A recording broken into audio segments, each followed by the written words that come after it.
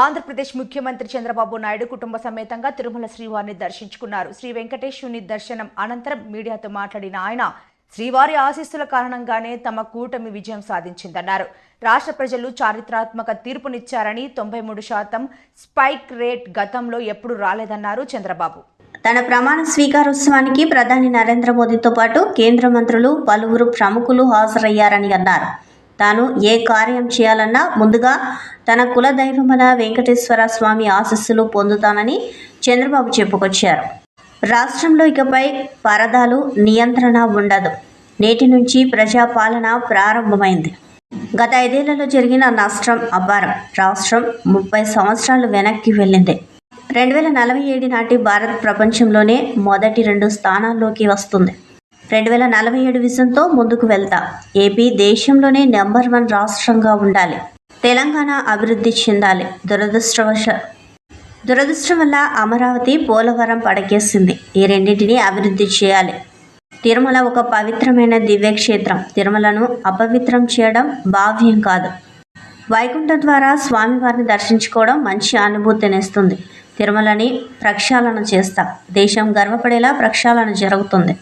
తిరుమలని దరిద్రపు ప్రాంతంగా తయారు చేశారు. గత 5 ఏళ్లలో తిరుమలలో వీరు చేయని అరాచకం లేదు. తిరుమల కొండపై అపచారం చేసిన వాళ్ళు ఈ జన్మలోనే శిక్ష అనుభవిస్తారు. మంచిని ప్రోత్సహిస్తూ రౌడీ అందరికీ నమస్కారాలు. ఈరోజు ధర్మ పరిరక్షణ క్షేత్రమైనటువంటి వెంకటేశ్వర స్వామిని దర్శనం చేసుకుని ఈరోజు మీ ముందు మాట్లాడుతున్నాను. నేను వెంకటేశ్వర స్వామి పాద పద్మాల చెంత పుట్టాను. అక్కడి నుంచి అంచెలంచెలుగా పెరిగి ప్రజాసేవకు అంకితమయ్యాను. వెంకటేశ్వర స్వామి మా ఇంటి దైవం. ఎప్పుడు కూడా ఆయన తలుచుకుని ఏ కార్యక్రమమైనా ప్రారంభిస్తాం. అదే సమయంలో 2003 బ్రహ్మోత్సవాలకు నేను దేవునికి సాంప్రదాయ ప్రకారం గవర్నమెంట్ ఆనర్స్ అన్నీ కూడా ఇచ్చే సమయంలో అలిపిరి దగ్గర 24 క్లెయిమోర్ మైన్స్ నా మీద బ్లాస్ట్ చేసినప్పుడు సాక్షాత్తు వెంకటేశ్వర స్వామి ప్రాణభిక్ష పెట్టాడు. అది నా నమ్మకం, నా విశ్వాసం. అందుకే మొన్న కూడా నాకు కష్టం వచ్చినప్పుడు వెంకటేశ్వర స్వామికి మొక్కున్నాను. మొట్టమొదటిసారిగా ఆయన దర్శనం చేసుకున్న తర్వాతనే వేరే కార్యక్రమాలు చేస్తారని చెప్పి మొక్కున్నాను. ఆ మొక్కులు తీర్చుకోవడానికి ఇక్కడ నేను రావడం జరిగింది. ఈరోజు నేను ఎప్పుడు కూడా వెంకటేశ్వర స్వామిని ఒక్కసారి తలుచుకుంటూనే ఉంటాను.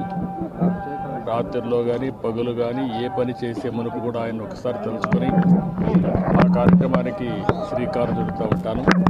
నేను ఒకటే ఆయన కోరుకుంటాను, ధర్మాన్ని కాపాడమని.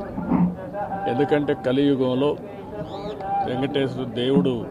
వెంకటేశ్వర స్వామి అవతారంలో పుట్టి కలియుగంలో ధర్మాన్ని పరిరక్షించడం కోసం ఆయన రావడం జరిగింది.